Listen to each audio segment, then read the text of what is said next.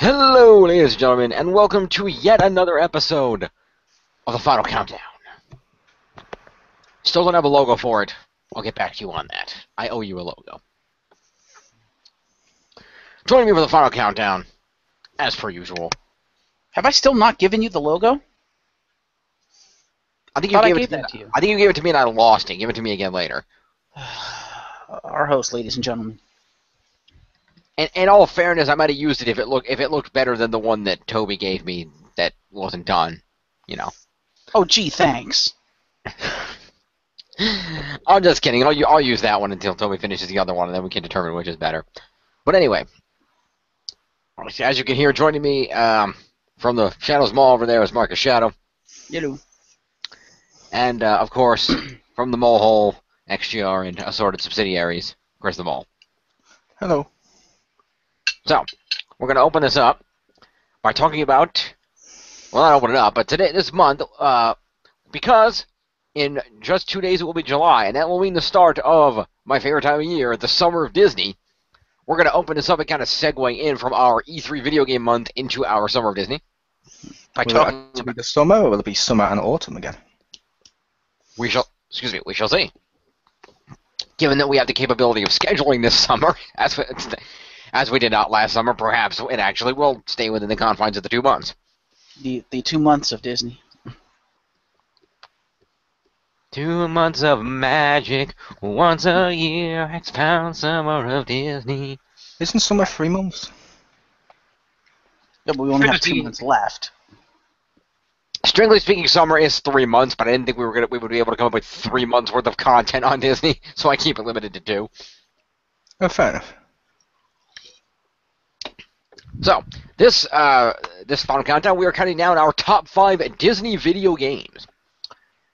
A couple of rules to note. Number one, this does not include any separate non-Disney originally produced franchises. That means no Marvel and no Star Wars games.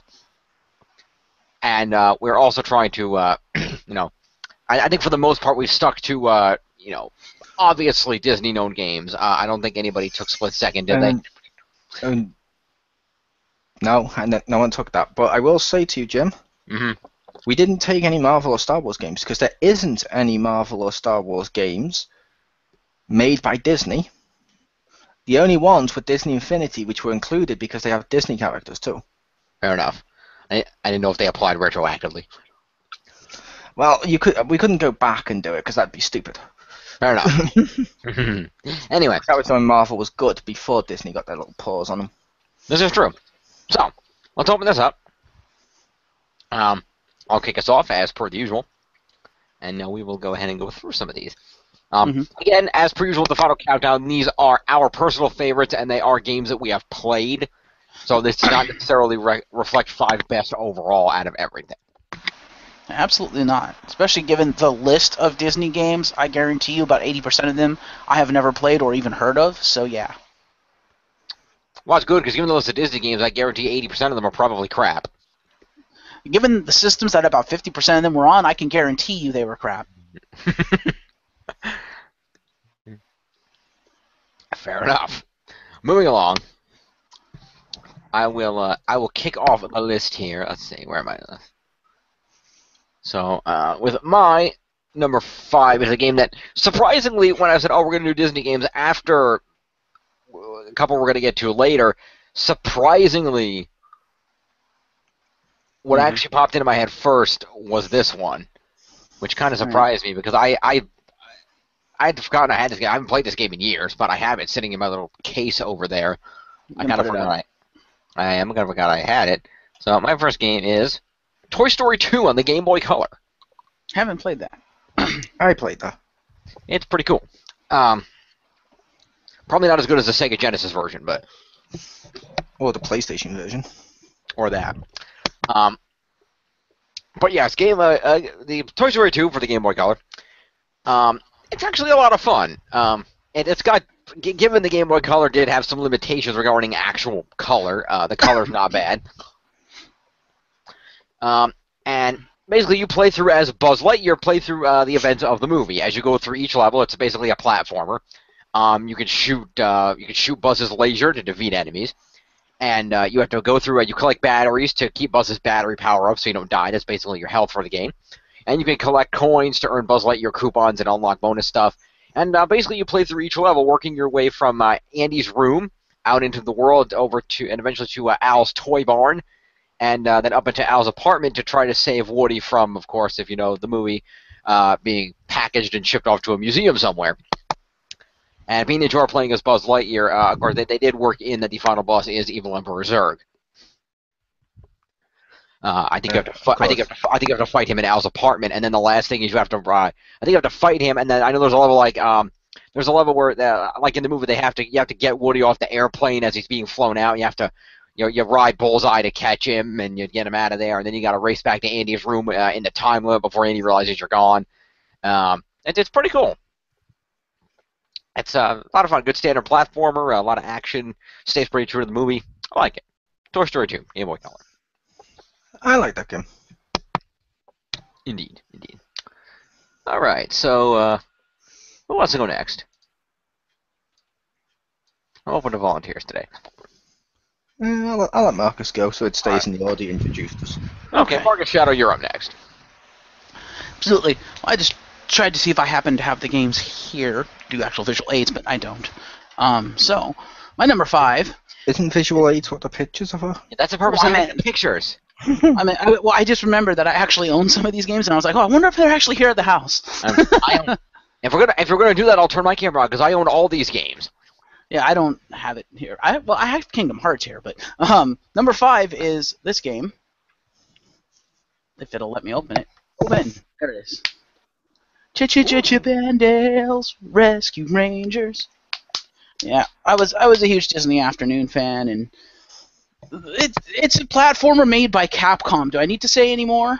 It was a really fun game, hard as hell because Nintendo, but you got to play as the requisite Rangers, except for the Fly. The Fly was, I think he flew around with Monterey Jack, if I recall. But they had like different abilities. Stuff like Monterey Jack had his super strength, so he can move stuff and bust through like walls and stuff. And Gadget had her gadgets, and I believe I want to say it was Dale had like super jump, and then Chip was the boring character because he was the main character, if you will. But you could choose between them, and it was a lot of fun, and I felt it captured the essence of Chip and Dale's Rescue Rangers. At least to me, it felt like Chip and Dale's Rescue Rangers. They had villains in there from the show, and it was going through different various locales from the show that you would recognize, like different buildings and whatnot. And I believe there was actually even a point in the game where you got to fly Gadget's helicopter plane thing that she's got, that they fly around in with the big balloon thing on top of it. I think so. They had some of those. It was a lot of fun, and it was a well put together game by a great company. At least they were great at the time. Cool. I feel like I need to ask, could you feed Monterey Jack cheese? And if so, did he have the reaction? I don't think you could feed him cheese, but I think you could pick cheese up as a pickup throughout the thing, and I don't recall if he had the reaction. I want to say that the cheese might have been like your health pickup or something like that. Fair enough. But I can't remember. That would make sense. It would. It was either your health pickup or it was the Monterey Jack power-up. I can't remember which. I could see being the power-up. That would make more sense. Fair enough. And now over to Chriz the Mole. Fair enough. My number 5 is... Wait for it. This one. Woo! Mega Drive. Mega Drive. This was World of Illusion, starring Mickey Mouse and Donald Duck. The reason this is number 5 and not higher up on the list is it was easy as fuck. However, it was great fun because you could play through it as solo, which was as either Mickey or Donald, but you could play through it co-op with someone sat next to you and with the control pad, and that was just really fun. Like, they shared the same pool of lives, and they can run, jump, use like cape attacks. You learn different spells, allowing you to get to the next level, like, I don't know, flying on a magic carpet, or air bubbles and shit. You can also do stuff like turn enemies into cards and other shit when you defeat them. It was really fun. It was pretty fun. And the Mega Drive at the time was more powerful than the SNES, or better system than the SNES. So, yeah, it stands to reason that would be the version I'd buy. Thank you. Makes sense to me.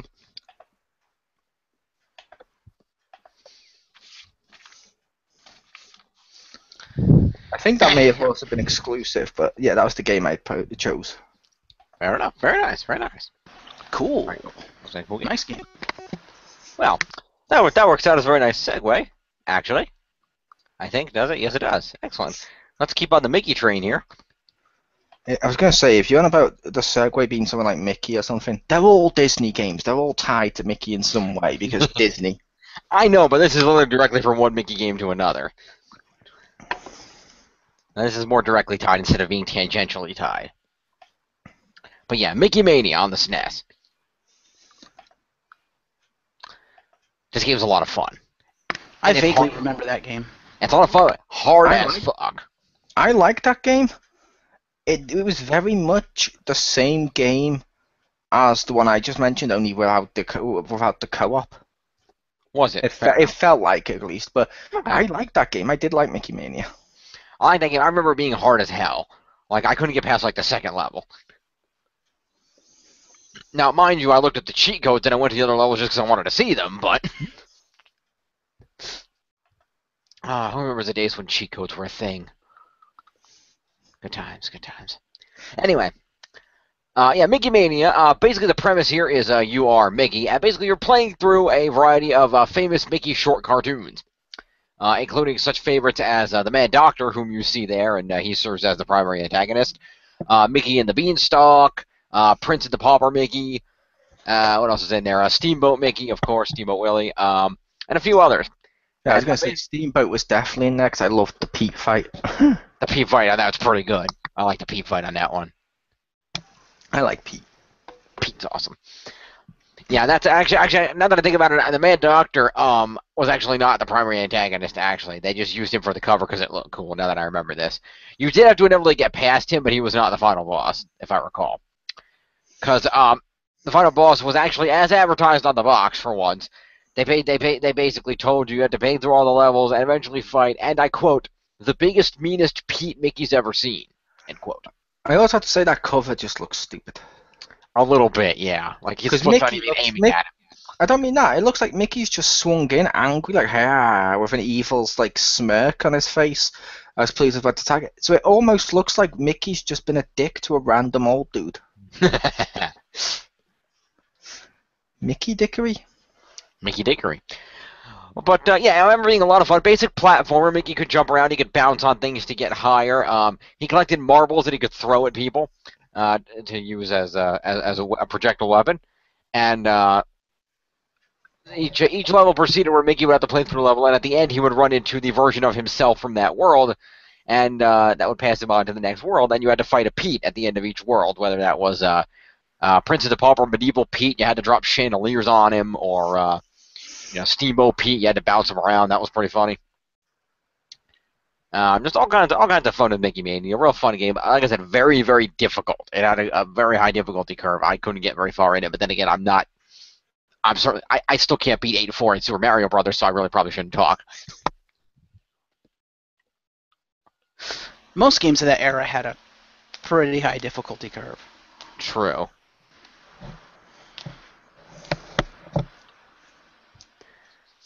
Fair enough. So, yeah, so Mickey Mania. Nice. Indeed. Back to Vargas. All right. Well, my next one, number 4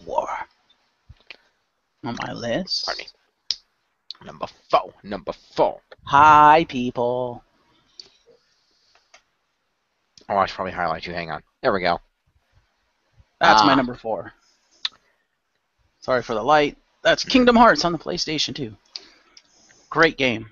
Mine's the greatest. Mine's the greatest hits edition. Mine's the original. Ha! I got you beat, motherfucker! Mm-hmm. You did. I will confess I bought that late because everybody I went to high school with said it was an awesome game.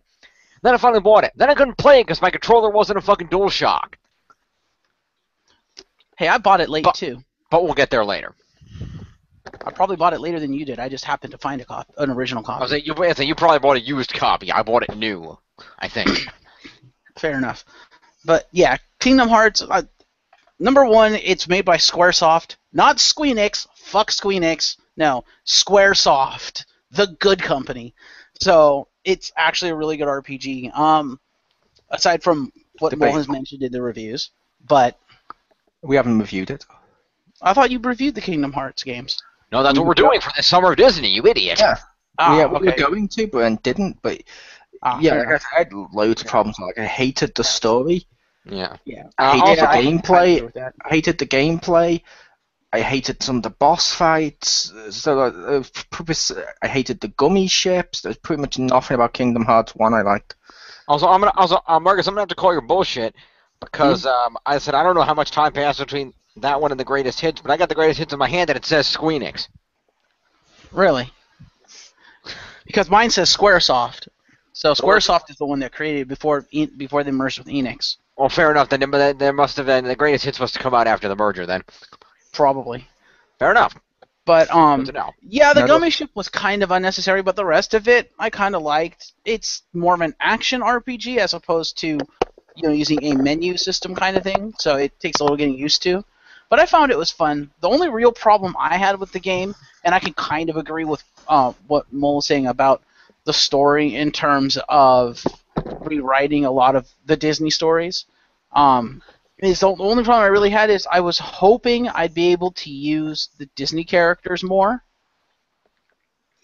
Like, because you can only use them in their world, and even then you're really limited as to who you can use. You can get some summons, but you can't get the characters in your party. And I was hoping it'd be more like an actual SquareSoft RPG where you'd go through and unlock the characters. They would just hang around on your gummy ship, and you'd be able to use them a la Final Fantasy. So that was kind of disappointing. Yeah, but I still had a lot of fun with the game. It's basically fanfic character becomes the hero of the world instead of he becomes the hero of Agrabah instead of Aladdin, and that just irritates me. I also, with the gameplay, like I said, the gameplay wasn't terrible in parts, but it was just way too easy. And then when it was difficult, the solution was just stand behind the boss and spam. I'm like, oh. Fair enough. But this is the company that made Final Fantasy VI. Well, I like the game, and we'll delve more into that in the review. So we'll save it for that, for the Summer of Disney. You're not in that review. I'm not? Okay. Well, if you want. No, you can be. You can be, but we're reviewing 1.5 and 2.5. Okay. Fair enough. They've changed layouts and stuff, and they also changed costumes and stuff. Yeah, you can join us for the first one if you wanted to. I just assumed you hadn't got that one. My bad. No. Yeah, I own the first one. As long as they haven't changed the story and the base gameplay, then my opinion will probably change the gameplay. Oh, okay. They changed the gameplay to match the second one. Okay, well, we could still discuss it. But the story's still the same, right? Mm-hmm. It's the same game. Okay, yeah. Fair enough. But the second one had almost nothing changed. I think it wasn't that... The gameplay didn't change that much. No, but he was saying the second one's gameplay was vastly different to the first one. No, it wasn't. Oh, okay. Well, anyway, we'll get into that later. Back to Jim. Well, okay, then the company lies flat out when they say all new gameplay when they mentioned it matched the second one, not the first. Cool. Where'd they mention that? It was in one of the trailers when I got the game. Okay, then. I don't remember. Like I said, I don't remember seeing new gameplay. Maybe there was. I mean, I it know... was one of the things they did in the Japanese one, whatever the hell the Japanese edition was that they brought out. That's what should be noted. Is it wasn't necessarily that the 1.5 remake was that different. It's that the HD 1.5 and 2.5 remakes were all based on the final mix editions of the games. Yeah, which had a load of changes had some changes to gameplay and stuff, which is pretty cool. I think there's some additional boss fight here or there, maybe some new keyblades, costume changes. Pretty cool, new items. One thing I did love about well, we'll get to it. It's coming. It's coming. Man, that's my number 4. All right, Chriz the Mole, you're number 4. Speaking of someone completely screwed by Kingdom Hearts, boom. Yeah. And you have to go with the Mega Drive edition. I don't care if you're the biggest SNES fanboy out there. He has a sword. He has a sword, he has better graphics, and the gameplay is just overall smoother. Mm-hmm. The Mega Drive version's better. Is that the side-scrolling platformer where you play as Aladdin? Yes. I remember that game. That game was pretty good. Yeah, like I said, there was a the SNES one was made by Capcom. This one was made by someone else. This one, but they both played basically identical, almost identical. But this one felt a little smoother to me, and this one he had a sword and just seemed overall more impressive because the Mega Drive seemed like the better hardware, if that makes sense, and it could do a little bit more. It kind of was, yeah. I played the Super Nintendo version. I wish I had gotten a Genesis when I was younger, because Genesis had some awesome games. Doesn't say Genesis on my box. But yeah, I love the Genesis, like, X-Men games. Those games were fucking awesome. And if it helps, I did deliberately, when I found those games, look for the Mega Drive cover, not the Genesis one, so it was actually the edition I played. Nice. Fair enough. Even if it's just a different word, it's the edition I played, and that's what makes it better. For my list, I mean. Fair enough. Fair enough. Yeah, I really like that game. Fair enough. Oh, Mole, you can segue me perfectly. Latin on SNES. Nice. For my number 3, I still own this game. It's over there. Capcom on the box. Yep, Capcom. That's a false advertising. He has a sword on the box. I know. Yeah, unfortunately, he did not have a sword in the game, which sucked. But it was still a lot of fun. It was a Mario-esque platform where you jumped on enemies to defeat them for the most part. Also, he could throw apples at people. I think that was also in the Mega Drive Genesis version. I would point out that the Super Nintendo one would probably be more faithful to the movie because he didn't have a sword in the movie. Actually, yeah, he did for portions of the movie. Yeah. Well, he acquired a sword. He stole them from like the guards and stuff, but that was the only parts where he actually uses when he stole it and defended himself and then tossed the sword away. He himself never actually had a sword. He had like that scene right there, not from the movie. He did not have a sword in the Cave of Wonders. No, I didn't have a sword. But in the film, he did have a sword a couple of times, and they didn't. It wasn't about being faithful to the film. It was about being a good game. Like your Chippendales one is completely different to the show. DuckTales, made by Capcom, completely different to the show. It works as a game. The sword was like really handy for the combat, and it just made the game better. Which is fair enough, and let us forget Aladdin did have the sword at one other pivotal point when he rammed it into Jafar's snake body. Let us not forget this part. Yes, but he picked the sword up off the ground in Jafar's chamber. He did. I'm just saying he used the sword. But anyway. Yeah, he used the sword in the film and also in the show. He constantly used the sword. Fair enough. I never saw the show, so. Yeah, in the show he carried a sword around all the time. That he did. But anyway, yeah, this is based on the movie. It's a lot of fun. It's a straight-up platform. Like I said, jump on things, throw apples at guys, and basically play through the movie. Now, for the most part, levels are, loyal to the movie. Go through the marketplace for one jump. Are you snickering at me? No. Okay. It sounded like somebody was snickering at me. Anyway, yeah, but you play, one jump ahead. You play through the, the opening levels in the marketplace. You end up playing your way through the palace, through the Cave of Wonders. You collect jewels and stuff. Ride Magic Carpet in a riding game, which was kind of awesome. Yeah, the Magic Carpet ride was a bonus level where basically you just flew it around and you just controlled up and down the screen and collected as many jewels and stuff as you could to get a whole bunch of bonus lives and shit. That was pretty cool. Also fun, at the end of each level, the genie would pop up with a bonus screen. If you collected enough jewels of this type or another, you could unlock a little bonus minigame which would help you unlock items and things that helped you later on. Yep. Which was fun. Additional lives or whatever. One of the things that I will say, one of the things I did love, the one thing that they did, and at the end you do fight, you do fight Jafar first as a guy and then as a snake form, which was pretty awesome.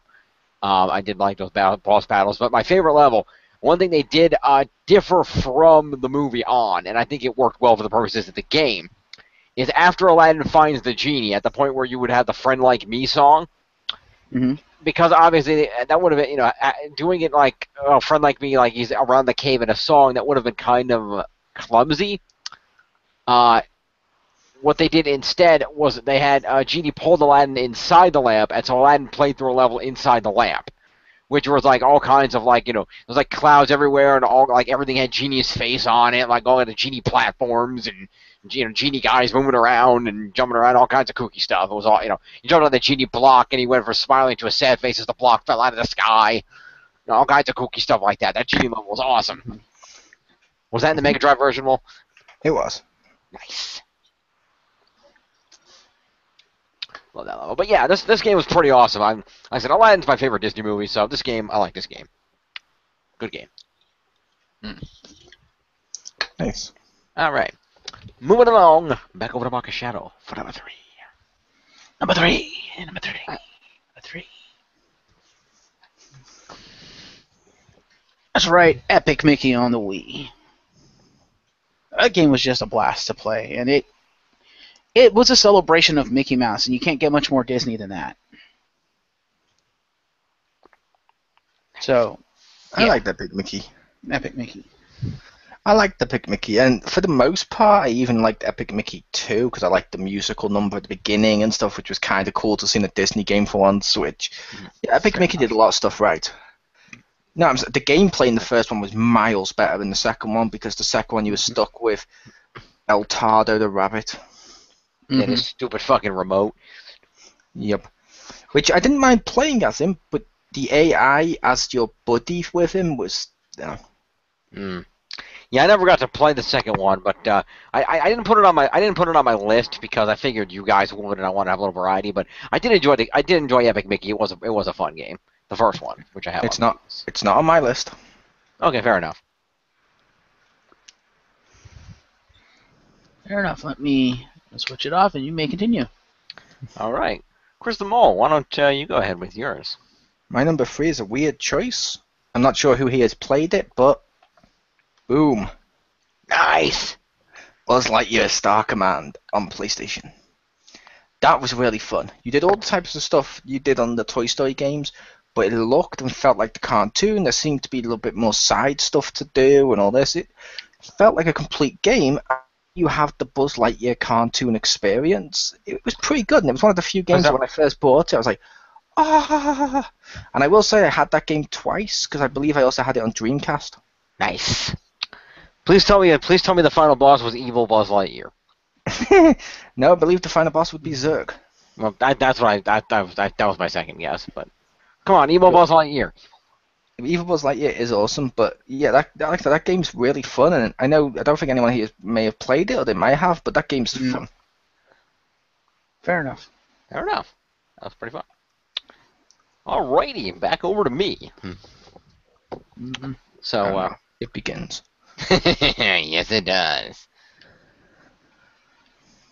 So again, I'm gonna keep my comments brief here because we're gonna be going over this more. But I'll start off here. Kingdom Hearts 1.5 HD Remix. Of course, this was the re-release featuring the final mixed version of Kingdom Hearts, the original one, as well as the final mixed version of Kingdom Hearts Re-Chain of Memories. Of course, originally ported as Re-Chain of Memories to the PS2 from the original Chain of Memories Game Boy Advance game. And also the movie adaptation of Kingdom Hearts 358 Days Over 2 is how you pronounce that title. By movie adaptation, you just mean they put the cutscenes together in a really sloppy way in which someone's HUD disappears and comes back on and disappears and comes back on in the same sentence. Exactly. Yeah, basically what they had said, whether you buy it or not, is that when they were releasing this, they wanted to have all 3 games playable, but they ran into a time constraint because they had a deadline to get the game out, and there wasn't enough time to finish converting the gameplay over from the original, I want to say that was DS, or 3DS that game was on. And it was DS. And as a result, they got to the point where they just said, you know what, we're not, it's either going to be really delay the game, which is not going to be good, or we can just take all the cutscenes and put them in there as a movie, and that way at least the story will be there, and everybody can have the story, and because that's what they really released this for, and what I'm going to get to is because they wanted to give everybody a chance to, on one system, get completely caught up on the entire story in preparation for both the 3DS game if you had it, and of course Kingdom Hearts 3. Big thing coming. So really they felt it was more important to have the story on there than to have the gameplay. How could this be to catch people up to ready for when the 3DS one comes out? When the 3DS one came out first, they just left it off. Okay, catch people up for Kingdom Hearts 3 then. Sorry. I couldn't remember when the 3DS one came out. I will say, it came out before this one, but yeah, I will say, yeah, I could buy the fact they left that out and just had to do it for cutscenes due to time constraint. I mean, it's an isolated incident. They're not going to do that again. Well, no, because it worked well enough on the first one. They did intentionally on the second one, primarily because that one would have been a pain in the ass to port, because that game was originally made for a mobile phone that only exists in Japan. So Lord only knows what kind of shit they would have had to do to get that properly ported. So it probably wasn't worth the money to do it, since most people didn't even know that game existed. Which, like I said, it would be worth it, because watching those cutscenes just as cutscenes, because it's only cutscenes, they're glitchy and shitty, and there's big chunks of the story missing. Like all the fights and how people got defeated and stuff is missing, and you're like, oh, well, that's just disappointing. And I know you can look online and wiki how they got defeated, but that's not the same. No, you're right. But overall, I really do enjoy the fact that they did this, because I was really, I love Kingdom Hearts, and, I was looking forward to catching up on a lot of the story, because I didn't have, a half a dozen different handheld systems to play all these prequels and midquels and every damn thing else. So I liked when they released the collection, to have a chance to really play some of the other games. And Rechain of Memories for the win! Indeed, Rechain of Memories. I particularly don't like that one. Mole's a very big fan of that game. Again, we'll discuss that more in the review. Well, I'm not a big fan. I just happened to think that was the only thing on that disc worth the money. Which is fair enough. But yeah, Kingdom Hearts 1.5 was a lot of fun.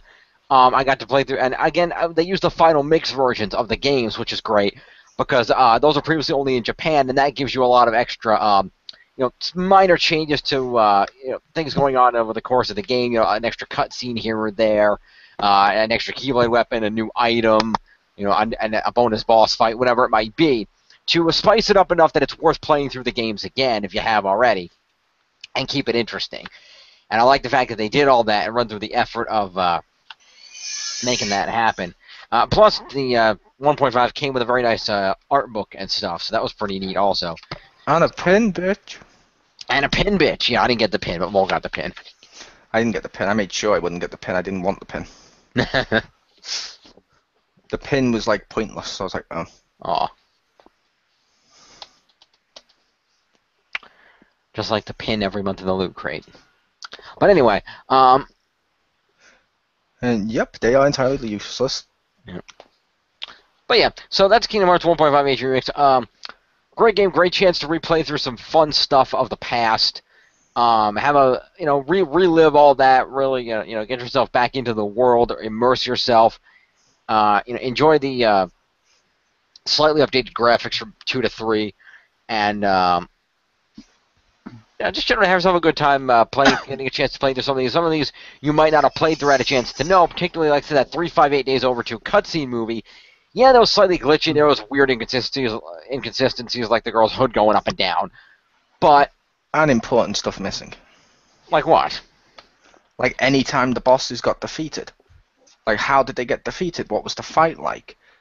They could have added just a little extra thing like that, like a video of them playing the game and captured that and put that in there. That would have been better.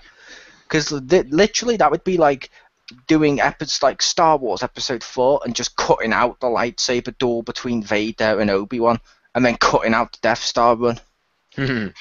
You're missing big chunks of action, and only fanboys are going to say, well, it's not important because the fights don't add anything, and why are they there? Like I said, I think for the purpose of this, they felt it was more important for everybody to get caught up on the main story points, to know what was going on going forward into Kingdom Hearts 3, and to have a chance to experience all these, even if it wasn't necessarily the full gameplay on one console, where they could at least enjoy the adventure for what it was, even if they weren't necessarily playing through it themselves. Yeah, but it also cut off one of the most, well, for the most part, it cut off one of the best parts of the Kingdom Hearts stuff. What's that? There was hardly any scenes of Disney characters. They were all the made-up characters. Which, let's face it, what was the selling point of Kingdom Hearts? True. But I know in a lot of these side games, you don't really meet a whole. I know. I think in that 358 Days Over 2 specifically, there wasn't a whole lot of interaction with the Disney characters that I know of. They went to some of the worlds, but I don't think there were that many characters in the game. I could be wrong, and I haven't played it. But I think it was one of those things where, yeah, for those earlier games, they did a lot of replaying the same worlds over and over again, also. And you certainly lose something. Obviously, it's better to go out and get the game if you can and play through the game, but better to have that than nothing at all if they weren't going to have the gameplay finished. Yeah, but I will say there is one part I love on the first game, which I was going to mention when Marcus mentioned it, but we moved on. And it's in Chain of Memories as well.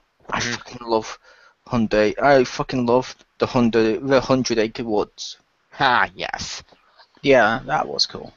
That's the only world that felt like the actual world of, yay, it's Winnie the Pooh, I'm helping him. He just plots along in his Winnie the Pooh way. Yep. Good times, good times. Although I don't like the fact Sora replaces Christopher Robin. Yeah. Look, Pooh can have multiple friends. He replaces him on the cover of the actual book. That is true. I don't like fanfic character replacing existing character, no. Fair enough. But yeah, Kingdom Hearts 1.5. Stay tuned for upcoming Summer of Disney reviews to learn more. Or reviewer.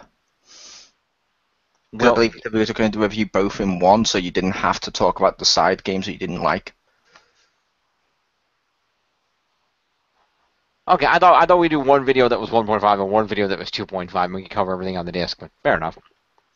We would, but like you said, you didn't want to replay through all of Rechain and Memories to discuss it, so I was like, okay. What is it? We'll just do it that way, it's easier. Listen, I don't mind discussing. I'll go through and talk about it. I don't mind. I'll go through and play some more of it again, just to give it a shot. Like I said, I wasn't totally against it. I understood why it could be appealing. It just particularly wasn't appealing to me. But I don't mind talking about it and discussing the fact that it was a unique attempt at gameplay. It was something different that added to the series, and it was important because that led to the current Command X style that was used in the 3DS game and that will be used in the upcoming Kingdom Hearts 3. So it was certainly very important entry of the franchise. It was, but like I said, last time we did the review, when we actually went to film it, you just stayed completely as quiet for all of that section and said you didn't want to talk about that, and you didn't want to play through it, even if you were going to review it. So we said, let's combine both reviews into one. Well, there's still more than enough material because we're going to review Kingdom Hearts 1 in there, and we're going to talk about the cutscene movie a little bit. So I think there's more than enough, but we'll talk about this off the air. Well, you brought it up addressing my show of what was going to be on my show. Yeah, it's his show, Jim, so back off. Moving on. All right. Anyway. Moving on. Go ahead, Marcus. Number 2. Disney Infinity. Yes, I don't own the game, but I have, in fact, played it. I played it with Chriz the Mole. It's a fun game. No, you didn't. Oh. Yes, I did. We played 2.0.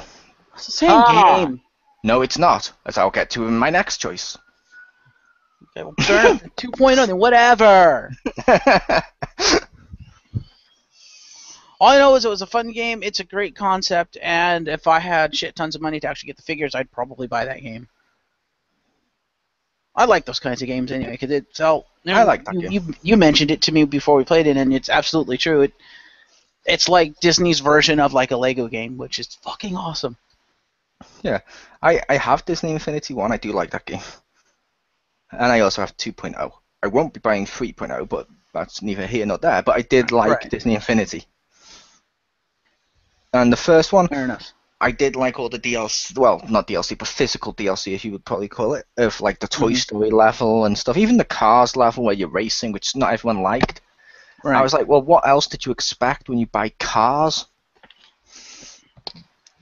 It's going to be driving. They're fucking cars. It's in the name. Yeah. I also like that they had a sandbox mode where you could create like your own levels and stuff. And now, well, I do wish you could use more of the characters through the story mode, like more like, say, like a Lego free play mode. It's like, well, I kind of understand why they did it that way. And like I said, at least they give you the sandbox mode, which allows you to create your own stuff and just play them in outside the story, so it's that you can still at least use them. It's like, okay, well, fair enough. Yep.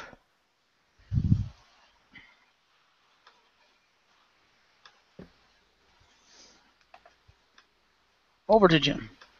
And you get mini characters walking around, and they're adorable. Yes, they are. Okay. Mole, how about your number 2? Well, my number 2 is a game I played with Marcus. Ah. So we essentially had the same number 2. Nice. Yeah, 2.0. I like that because, yeah, there was a difference between the two because the main difference is the 2.0 added like an RPG like tree to every character. True. You can even put Buzz Lightyear from the first game onto this one. You get this RPG tree, which is fucking awesome. They added interiors where you get to build your own house, which you guys have both played that with me and you've seen. That's right. I spent way too much time building my house on that. Where I've got like, oh my god, I got a shield room. I've even got Disney Prince, a room for Cinderella, a room for Aladdin, a room for Iron Man and stuff. I like your Iron Man room. Yeah, it's fucking awesome. And they even improved Toy Box mode and gave you stuff like little tiny like Felix, who you place him down and he builds a city for you. Nice. So it auto-populates the world for you, and they added more toys for that. And the actual gameplay is pretty cool. I don't like the fact, which you kind of addressed, I don't like the fact you can't jump into other people's world, especially considering in the Avengers level, you get missions off Nick Fury. Nick Fury is a figure, yet he only works on the Spider-Man playset. A movie that he never appeared in. Good job! It's based on Ultimate Spider-Man, the TV show, in which Spider-Man works for Nick Fury and S.H.I.E.L.D. Fair enough.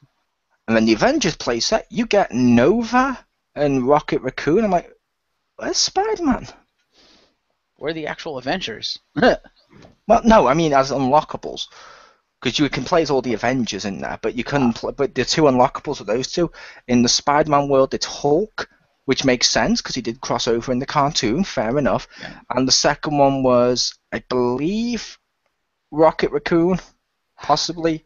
It may have been Iron Man, I don't know, but still, it was a cool crossover. It was a cool game, and they had a cool mode where you can put the diamond onto the diamond disc on there. It comes with it. And you get like a Diablo-style mode to level up characters that you don't have the playsets for. That's how I leveled up Venom before I bought my Spider-Man playset. And yes, people, I do have the black suit for Spider-Man. I made sure to get that and the Infinity Gauntlet and stuff.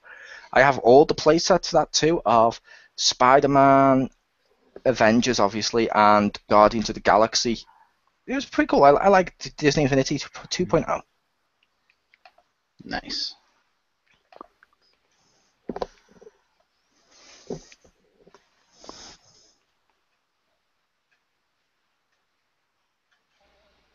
Well, this is awkward. Live, people. I was waiting for someone to throw back to me. Fair enough. So, let's get to the number ones. Damn it, I always hit that one instead of the drum roll. There we go. Shouldn't it be the clock? See, it's a countdown. As established in Final Countdown Episode 1. And my number 1, Kingdom Hearts HD 2.5 Remix. See previous entry. But yeah, basically the same thing as the first one. This did the same basic premise. This included Kingdom Hearts 2 Final Mix. Again, same thing. It's Kingdom Hearts 2, but with some additional little cutscenes, some weapons and items, boss fights, so on and so forth. Changing it up a little bit. We also have on this disc we have the playable version of Kingdom Hearts Birth by Sleep. I freaking love that game. That might be my new favorite Kingdom Hearts game, and I love that game, and I'm glad I finally got to play it because that game was on, of all things, the PSP. And there was really no way I was ever going to get to play that game, and I really wanted to because The other ones, I'm like, okay, it's coded, fair enough. Three of Ideas are in the background of Earnish 13, fair enough. But this was the one I wanted to play because this, thus far, Birth by Sleep is the chronologically earliest game in the series and kind of established how the whole thing got started and why things are the way they were in the present day of Kingdom Hearts. And I really wanted to play it. I was glad that they released this and I was able to get to play that, and is the final mixed version of that game as well. So that was really fun to get to play through that, meet those characters, and experience the first experience one of the first uses of the command deck, which was a lot of fun. And again, this is a movie of Kingdom Hearts Recoded, adapted from Kingdom Hearts Coded, which was again a mobile phone game released for a mobile phone that was only available in Japan. And it told an interesting side story of regarding Jiminy Cricket's journal being digitized and characters entering it and going through the worlds from Kingdom Hearts 1 to debug them. Kind of a cool concept. And that is in there as a cutscene movie. So similar setup to the first one, but still a lot of fun, a lot of great stuff to go through. I really enjoyed it a lot, particularly the Birth by, but between the final mix of Kingdom Hearts 2, which is just a lot of fun. Kingdom Hearts 2 has a lot of the great worlds in there, just so much great stuff in there, combined with Birth by Sleep, which I just love Birth by Sleep, and the Recoded movie I watched through, it was pretty good. I liked that, and so I really like this set. I'm glad that they released this. I will also say they do something else good on 1.5, which I assume they do on 2.5. What's that? When you complete each game, you get a PlayStation wallpaper. Yes, or theme. Yes, 2.5 does that as well. Yeah, I assumed that we hadn't mentioned that, and I was like, well, I wanted to mention that. It gives you the cool themes, which they do look pretty cool, the themes. Indeed, they do look pretty cool. So yeah, this image here is actually the background is one of the themes. Actually, it's a default thing when you put the disc in and it's focused on the disc, it puts it in the background. But I think it's unlockable as a wallpaper as well. There's very few things I know that did that, which was weird because they should have. You would think. The only things I can think of that did that was this and the Ghostbusters Blu-ray. Fair enough. I would also like to note that I believe this image with the cool Sora with the crown there, the gold highlights, this was actually put together by somebody in DeviantArt. This is not an official image. So whoever you are, DeviantArt artist, very nice work.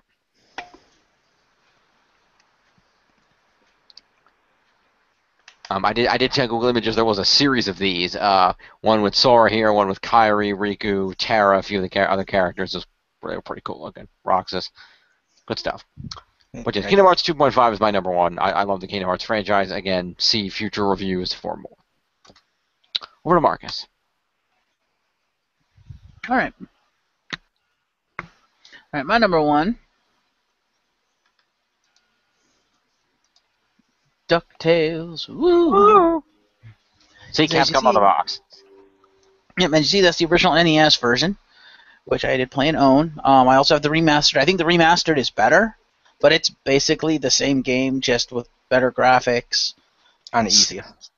Yeah, a little bit easier, slightly tighter controls, because I would assume they went back and cleaned up a lot of the code and stuff with the current coding rules and whatnot to make with the current technology as well, to make it a little tighter. I still hate the fact on the new version, not this one, not the one you chose, on the remastering, they had to put something in there to tell people to look for secrets. I'm like, really? Yeah. People don't know to do this anymore? That was kind of... Yeah. In modern gaming, you shouldn't have to do that. But, I mean, the gameplay was effectively still the same. Like, that was a little bit tighter. Obviously, this being remastered for current-gen technology, I guess it was on PS3, so it would have been last-gen technology. They redid all the music and stuff for it, so you had the full-on DuckTales theme and stuff, and they had voice work, which made it a lot better. But the core game itself was the same game, and it's hard as hell. Well, it was hard as hell. The original one was hard as hell. The remastered, like Mole said, is easier, but it's still an extremely fun game. And come on, you're Scrooge McDuck on a fucking pogo cane. How do you not like that? Based on the Mega Man engine. Based on the Mega Man engine, yes. Which is why it was hard as hell. But yeah, I love the original. I love the remaster. Like I said, I prefer the remaster, but they're both great. Yeah, while I have never owned that game, I have played it before, and it is pretty awesome. It is. It is. It is. I believe, if you're looking for it, I believe the HD remake is still available on the PlayStation Store, is it not? More than likely, yeah. Yeah. Not going anywhere. Yeah, so go check that out. Well, I don't know. Shit goes away. There's a reason I don't have the goddamn Turtles in Time remake. Yeah, and there's a reason Capcom took down all of their Marvel games. Because they lost the rights to it? That was the point. You're Yeah. saying it's not going anywhere. If they lose the rights, it's going somewhere. It's going into the Disney Vault. Yeah, that's what happens. That's what happened with the freaking Turtles in Time game. They remade Turtles in Time. I own that on SNES. I freaking adore that game. But by the time I found out that it existed, they had pulled it down because they lost the rights to Turtles to Nickelodeon. Yeah. Turtles reshelled, and it wasn't Nickelodeon they lost the rights to. Oh. They lost the rights to the company that was publishing them. I believe it may be Activision. Ah. Which the reshelled one, Jim, I will say was pretty good. Although it was hella easier because they now added directional movements, like you could go like up and left at once, and therefore it became too easy to kill everything. Yeah, that sounds like it would be too easy. Fair enough. Yeah, I missed going up and down the old squares and to beat them up going side-scrolling. I like Turtles in Time. Yeah, that's the one game I always wish I had picked up for my Super Nintendo, and I never did, because that game was fucking awesome. It is fucking awesome. All right, Chriz the Mole, would you like to bring us home with your number one? My number one is based on my favorite Disney film of all time. Boom. The Lion King on the map. I never played that game, and I regret that, because that is my favorite Disney movie of all time as well. That is a great platformer, and they did stuff like Simba's Roar, where you get... They actually included that as a move to scare certain animals, to flip them upside down, to jump on the enemies that way, and it was a great platforming one, like what Jim mentioned with Aladdin, where the Friend in Me song would have been really annoying as basically 16-bit era type thing footage. It would look clunky and awkward. They did the same thing with what was it? I Just Can't Wait to Be King. And instead, like you're doing it like a platform game, like jumping on the giraffe's head and stuff. And it's like going boom, and like the certain ones will send you into the air, and it was awesome. And you could, ironically, that's not listed there, but that was one of my favorite stages. It's not shown in the box art, but that game was pretty awesome. I really liked that. Honorable mention will go to The Lion King. I think it's Simba's Pride, or whatever it's called, on PlayStation 1, which was like a 3D-ish version of this, and it's pretty fun. But it's not quite perfect, if that makes sense. Like, this was perfect. That one wasn't quite perfect. It felt like a little off, like a little rushed in pieces. But I wanted to give an honorable mention to it because the spirit of this lived on to the PS1 era. Mm-hmm. Yeah, I will say I, again, didn't own it, but I did several times rent and play the SNES version of this game, and it was fucking awesome. Yeah, and I believe the SNES one and this one were pretty much identical. The only difference might be this one might look slightly better, or run slightly better or something, but that means fuck all. Yeah, I remember that, because I remember you always started off over thinking it was like, it starts. Yep. And do you remember doing that to the little... Yeah, I remember the raw thing. I remember the bouncing on the animal heads during the Can't Wait to Be King level. All that good stuff. That was a lot of fun. I remember that was good stuff. That was a good game. Mentions, I want to give an honorable mention to Mickey's Magical Quest on Super Nintendo, because that game was really good. I like that game. Fair enough. That will work. You have any honorable mentions, Jim? Quackshot. Ha! No one remembers Quackshot, damn it. That was a good game. No. Easy, but it was pretty fun. Okay then.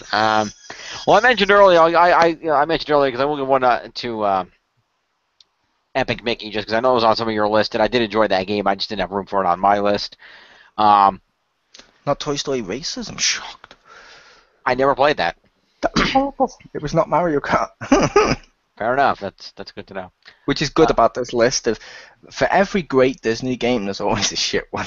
Oh, there's several shit ones for every great one, I think. But you get that in anything. Like, for every great superhero game, like, I know, Spider-Man 2, there's a Spider-Man 3. That is true. That is true. Or for every Arkham Asylum, there's an Arkham Knight. Ooh, topical. Thank you. Nice. For every Marvel v Capcom, there's a Marvel v Capcom 3. And for every Marvel vs. Capcom 3, there's an Ultimate Marvel vs. Capcom 3. That one actually fixed some of the issues with the third one, but it wasn't perfect. Either way, I haven't played any of those, but either way, I'm pretty sure it probably wasn't worth another $60. No, but if you had the other one, I believe you could have upgraded. Like, you can upgrade. Like, I managed to upgrade from Street Fighter 4 to Super Street Fighter 4, and I managed to upgrade from Super Street Fighter 4 to Ultra for like an extra £10 or whatever it was each time to upgrade. So it's not like you're paying for the full game, but you can do if you've missed out on the game. Like Game of the Year editions. Okay. Fair enough. See, that was fun. Take us home, Jim. All right. I also wanted to give an honourable mention to Home Improvement, the video game. No? No one liked Home Improvement, the video game? Okay. I didn't play it, but I was aware. I was aware of its existence. Yeah, it was weird. But yeah, I'm sure there's a lot of other great Disney games that were out on around the SNES and Genesis / Mega Drive era. So, and the early PlayStation eras as well. I mean, there was just a lot of fun Disney games all around. So, good times. Yep. All right. Well, thank you two for joining me. This has been always fun. Yeah. All right. And as always, like I said, folks, stay tuned because coming up in just a few days, we will begin this year's, this is the third annual Summer of Disney. This year's Summer Disney theme is, of course, looking at Disney. Well, because it started as Disney video games, but I think we expanded it beyond that, did we not? No, I believe we had it as Disney games. We were only going to expand it if you wanted to do Once Upon a Time, but then you said, you'll just do that as another time. Fair enough. So we'll be focusing on Disney video games. Or stuff to do with it. Or stuff to do with it, yeah. We'll be covering the Kingdom Hearts games, among other fun things. I'm going to review that Mickey Mania game I mentioned earlier. That's going to be a lot of fun. And we'll have some fun with that. And maybe we'll pull in a few more retro Disney games, because there's a lot of those available via ROMs and things now online. So, she'll say. I will not be doing any ROMs. We here at the X-Pound support official releases. Nice. We at X-Pound do support official releases as long as they're attainable. Even if it's unattainable, I still disagree with ROMs. Fair enough. Anyway, this has been the final countdown. Indeed. Stay tuned next month. We do not know. I have not decided what next month's countdown theme will be. But given that this is the Summer of Disney, I will try to keep it Disney related. So stay tuned for another Disney related list coming up next month. It'll have to be Disney and video game related based on the theme. True. That'll be weird. Mm-hmm. Top 5 worst Disney video games? Kingdom Hearts. Boom. Ah! Nice. Alright, I'm James Phoenix, folks. We'll see you next time. Peace.